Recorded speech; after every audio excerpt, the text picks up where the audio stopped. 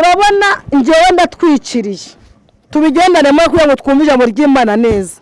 Njyewe ndatwikiriye ariko umuntu uri hano inyuma ntago biri buze gukunda ko ngende buze kuza kumubona, na kamera sindi kuyibona, na kameramani sindi kumubona, kubera ko njyewe ndi mu rwihisho rwisumba byose. Niko ijambo ryatubwiye. Aleluya.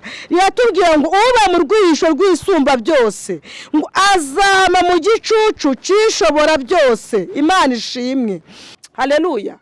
Ngo uyu muntu Imana ngo izamukiza, ngo izamukiza kandi imushyira hejuru kuko yamenye izina ry'Uwiteka. Abantu bamenye n'Imana nimugire ubwoba. Mwebwe nimwikure mu gicucu cyishobora byose, nimuze kwigirira ngo mwikure mu bwihisho bwishobora byose. Nimugumamo ngo azaza basangemo, asange mwaramukunze akaramata. Haleluya. Nitumwambaza azatwumva. Imana ishimwe. Ndafashijwe. Guma mu bwihisho uwemeye kubugushiramo. Icyo gusaba ni ukutabwikuramo. Icyo gusaba ni ugukunda gukiranuka. Icyo gusaba ni ukudahindurwa n'ibihe.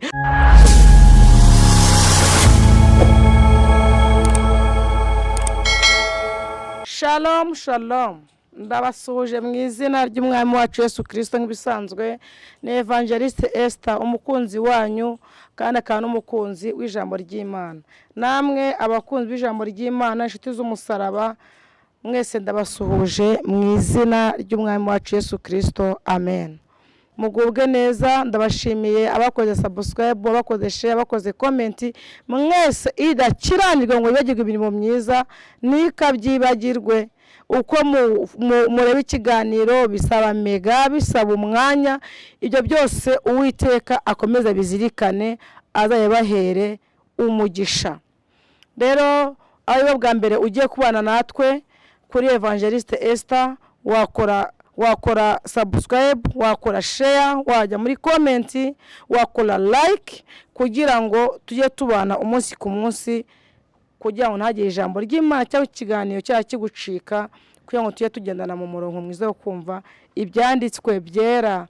Tugiye gusoma ijambo ry'Imana, ariko yajya tubanze dusenge nk'ibisanzwe. Tubanze Imana imbere, kuko tubanje nk'abantu twananirwa, ariko iyo ubanje Imana imbere ibintu byawe byose bigenda neza. Turagushimiye kubw'ijambo ryawe Mwami. Tugushimiye kubw'umamagaro wawe. Tugushimiye ko uri Imana y'amaboko, yuko ibintu byose ubikora mu bunyangamugayo. Ibyo uvuze, ibyo ukoze, ibyo uzakora, igihe cyose ubikora biteguye, kuko wowe uri inyangamugayo. Ntabwo ujya uhinduka, uri Imana, ahubwo wowe Uwiteka uri ijambo wavuze ukaya no waribwiye. Kandi ugukunda Mwami Yesu, ndabizi ko umukunda kurushaho, kuko uri umubyeyi wuzuye ubuntu n'imbabazi. Tugiye kuvuga ijambo ryawe, uzubane natwe, umwuka wawe wera azatuyobore. Twebwe ntitwabasha, ariko tubanje Imana imbere kugira ngo tubashire mu izina rya Yesu. Uza kumva ijambo ryawe uwo ari we wese yongere yumve mwe imbaraga yenkiyeho kimuvana nawe kimugeza ku bw'ikiganiro mu izina rya Yesu. Amen. Oh, haleluya. Kamayamba ririmbe akaririmbo tugiye kujya mu ijambo ry'Imana. Mbanje kubaramutsa mwese umungeri mwiza arakarama. Ayiwe, mbanje kubaramutsa mwese umungeri mwiza arakarama. Ayi, mbanje kubaramutsa mwese umungeri mwiza arakarama. Ayo ndirimbo nyituye inshuti za Evangeliste Esther. Mbanje kubasuhuza mwese, umungeri mwiza ari we Kristo dukunda arakarama. Haleluya. Tugiye gusoma ijambo ry'Imana, tugiye gusanga muri Zaburi ya 91 umurongo waho wa mbere. Tore gutoka dusome n'epfo kwa 14 tugere kwa 15. Haravuga ngo uba mu rwihisho rw'isumba byose azama mu gicucu cishobora byose. Haleluya. Ngo nugira gute? Ngo uba mu rwihisho rwisumba byose azahama mu gicucu cishobora byose. hari ubwo ari umuntu uba mu kabari, hari ubwo ari umuntu uba mu busambanyi, hari ubwo ari umuntu uba mu byaha bitandukanye, hari ubwo ari umuntu uba mu banyarugomo, hari ubwo ari umunyamashyari Imana ivuze, hari ubwo ari umuntu ukora ibyo Imana idashaka. Iravuze ngo uba mu rwihisho rwisumba byose azahama mu gicucu cyishobora byose. Vuga ngo amen, haleluya, mu mpera Imana icyubahiro. Hepfo aravuga ngo 14 ngo kuko yankunze akaramata nicyo nzamukiriza, nzamushyira hejuru kuko yamenye izina ryanjye. 15 azanyambaza nanjye mwitabe, nzabana nawe mu byago, nzabana nawe mu makuba no mu byago, nzamukiza muhe icyubahiro. Urumva uko umuntu ubana na Yesu uba mu gusho rw'Uwiteka, Imana imuvugaho neza. Ariko dushimiye Imana ivuga neza, dushimiye Imana itavuga nk'abantu, dushimiye Imana yivuze.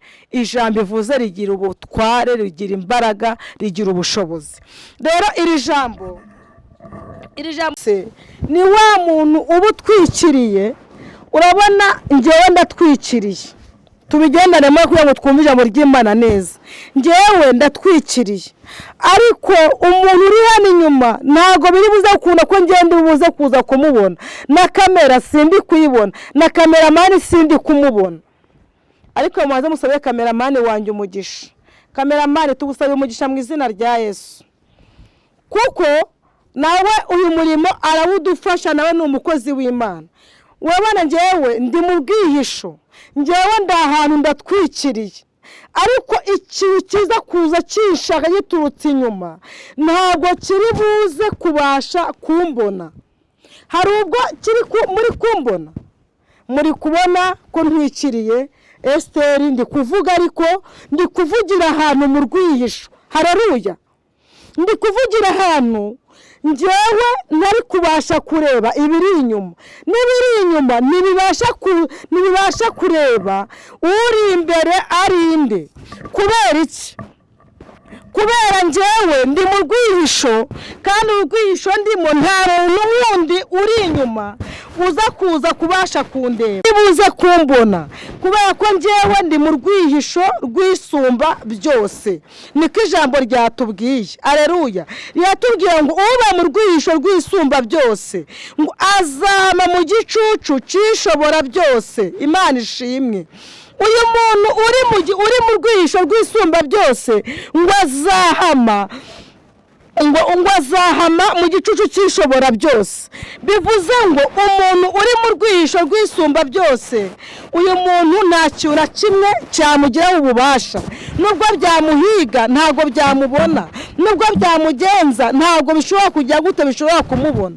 Ariko urabona ko uyu muntu naza kuza gukora ibintu bituma Imana imuvana mu rwihisho rwayo akagaragara, ibiri inyuma birayimubonyeho urwaho biramubona. Ariko ijambo yavuze ngo uba mu rwihisho rwisumba byose azahaba mu gicucu cyishobora byose.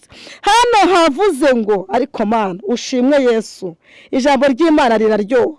Hano havuze ngo kuko yankunze akaramata nicyo nzamukiriza, nzamushira hejuru kuko yamenye izina ryanjye. Uyu muntu wabaye mu rwihisho rwisumba byose, hari ibyaha uyu muntu yanze gukora, aguma mu gicucu cyishobora byose, aguma mu rwihisho rwishobora byose. Ijambo riravuze ngo uyu muntu kuko yakunze Uwiteka akaramata, akagira ibintu yanga gukora kugira ngo yeshe izina ry'Imana icyubahiro. Haleluya. Ngo uyu muntu Imana izamukiza, ngo izamukiza kandi imushyira hejuru kuko yamenye izina ry'Uwiteka. Abantu bamenye n'Imana nimugire ubwoba. Mwebwe nimwikure mu gicucu cyishobora byose, nimuze kwigirira ngo mwikure mu bwihisho bwishobora byose. Nimugumamo ngo azaza basangemo, asange mwaramukunze akaramata. Haleluya.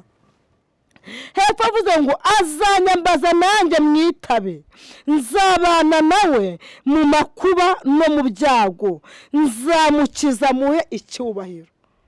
Haleluya. umuntu uri mu rwisho rw'isumba byose, umuntu uri mu gicucu cy'ishobora byose. Haleluya. uyu muntu ngo Imana izamukiza, nimara kumukiza ngo azambaza Uwiteka nawe amwitabe, avuga ngo karame mwana wanjye. Esiteri ngo mwami wanjye ndaguhamagaye ndagukeneye, bati karame mwana wanjye ndakwitabye ndaje, mu kibazo urimo ndakwitabye ndaje. Haleluya.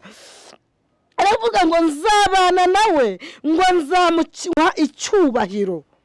Icyubahiro cya mbere Imana itanga n'ubugingo buhoraho iteka ryose.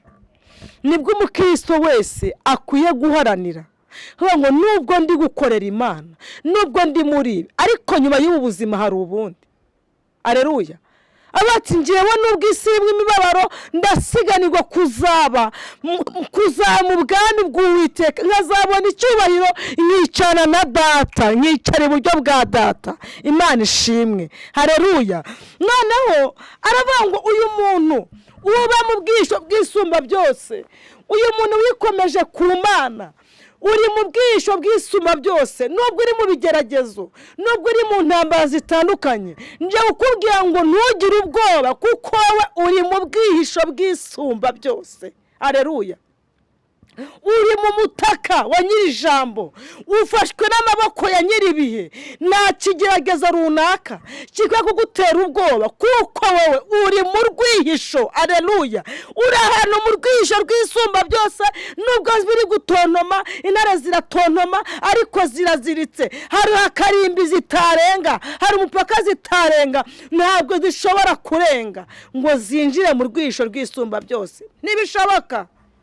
Haleluya. Noneho reka twongere irindi jambo riri kumfasha, tugiye gusanga mu Baheburayo. Ariko Mana, mbega imvugo y'Imana itanga icyizere cy'ejo hazaza, yomora inguma zahashize. Imvugo y'Imana iraryoshye.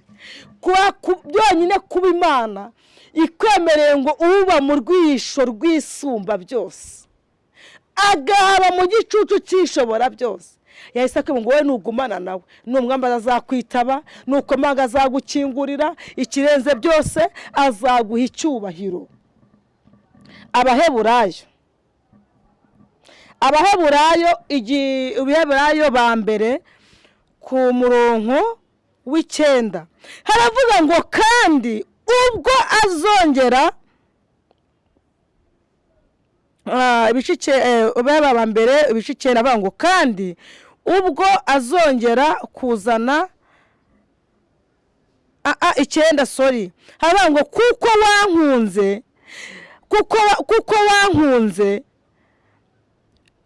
kuko wakunze gukiranuka ukanga ubugome, nicyo cyatumye Imana ariyo Mana yawe igusiga amavuta yo kwishima, ikakurutisha bagenzi bawe. Haleluya. Imana ishimwe. Imana ishimwe. Uyu muntu wakunze gukiranuka, akanga ubugome, akanga kugambanira abandi, akanga amatiku, akanga amazimwe, akanga kwishimwa abantu ngo bamugiriye nabi, akagira umutima wo kubabarira, akagira umutima wo kubohoka ku bantu bagiye bamukomeretsa. Avuze ngo nicyo cyatumye ngo Imana ariyo Mana ye, ngo igasuka amavuta ikakutisha bagenzi bawe. Niwibuka ibintu bikomeye Imana yagukoreye, niwibuka amashimwe Imana yasize ku buzima bwawe, none ibirenzeho yirengagije bya bikomere byose na za nguma zose wari ufite, ngo igusutseho amavuta yo kwishima, ngo ikirenze byose ikurutishije bagenzi bawe. Imana ishimwe. Nubwo hari ibintu byakugerageje, nubwo hari ibintu byari byaguciye intege ariko warakomeye uguma mu gicucu cy'ishobora byose. Warakomeye wanga kuvuga umwami wawe nabi. Erega Yesu ntagererwa n'ibihe. Yesu nta kintu na kimwe kijya kimuhindura ijambo yavuze ajya aririnda. Bigusaba iki? Wowe nugume mu gicucu cy'ishobora byose, nugume mu rwisho rw'ishobora byose. Aleluya. Niwanga ubugome ubwo abandi bakugiriye wowe ubwange, niba ngo urakarampemukiye ngo nanjye Mana ngo nzagira gutya, reka mbabwire, undi yaravuze ngo iyo ubona ntabwo ari iherezo ry'urugendo, ngo abasibe basoreze imitwaro, ngo wahirwa uwihangana agategereza igihe cyashyizweho n'Imana. Iryo ubona ntabwo ari iryo herezo ry'urugendo, aho ngaho si wo batura akageza imperuka, namara kwemerwa azambikwa ikamba ry'ubugingo. Humura witinya yewe Yakobo wa munyorogoto we, sinagutaye njyewe ubwanjye Uwiteka ninjye uzagutabara ngufate ukubo. Haleluya. Imana izagutabara, Imana igufashe ukuboko, Imana izagukiza amakuba. Wowe nugume mu bwisho bw'ishobora byose, wowe nuhame mu gicucu cy'ishobora byose, kuko password ya mbere ihari. Ingingo ya mbere iza kukurengera, ingingo ya mbere iza gutuma Imana iguha icyubahiro igaca agasuzuguro, ingingo ya mbere iza gutuma Imana ikangara ibyari biguteye ubwoba, nukuza kuguma mu gicucu cy'ishobora byose, nukuza kuguma mu gicucu ukaba mu bwisho bw'ishobora byose. Nukuri buza kureka ibyaha ukinjira muri Kristo neza, ukinjira mo imbere ukarunda umukiramo, kugira ngo nabaze kuza kuguhisha, aguhisha bya bindi biri hariya biri gushaka ubugingo bwawe, aguhisha bya bindi biri hariya biri gushaka guhishe. Imana ishimwe, Imana igufashe ugume mu bwisho bw'isumba byose. Ibyadukuramo ni byinshi, ibiri kutugerageza ni byinshi. Hari abantu benshi bagiye bageragezwa n'ingo ariko baguma mu gicucu cy'ishobora byose. Hari abantu bagiye bageragezwa babura urubyaro, abandi bararwara, abandi barapfusha, bagira intambara zitandukanye, ariko ntabwo bigeze bikura ku mwami, ahubwo ntabwo bigeze baramukira Imana ngo bikure mu rwisho bw'isumba byose, ahubwo bakomeje baramba ku Mana. Uko ibigezo bije bakayicumacumira, uko intambara zije bakicumacumira ku Uwiteka, nawe akabashyira mu rwihisho. Guma mu rwihisho rw'Imana nubwo uri kugeragezwa, nubwo hari ibikugoye. Haleluya. Ariko Imana iravuze ngo nuba mu bwisho bw'isumba byose uzayambaza ku munsi w'amakubitane, uzayambaza ku munsi w'ibigeragezo, ku munsi w'ibyago, nuyambaza izakwitaba. Haleluya. Nkubwije ukuri, wowe nugumana n'Imana, wowe nutindana n'Imana. Erega ubundi Imana yaduhamagaye niyo kwizerwa. Iyo duhamagaye, iyo yemeye kwishyiraho intimba zacu, iravuga ati nubwo bimeze bityo, ese ngiye kumucungura, ngiye gucungura Eugenie, ngiye gucungura runaka, ngiye gucungura abantu banjye, kuko nizeye ko n'ibindi bintu byose bizaba babyingaruka, nemeye ko zabyire. Agakishije ni igiki ko hari umuntu wakwishingiye. Ariko ubundi mbabazi, muzi ko dufite amafishi imbere y'Imana?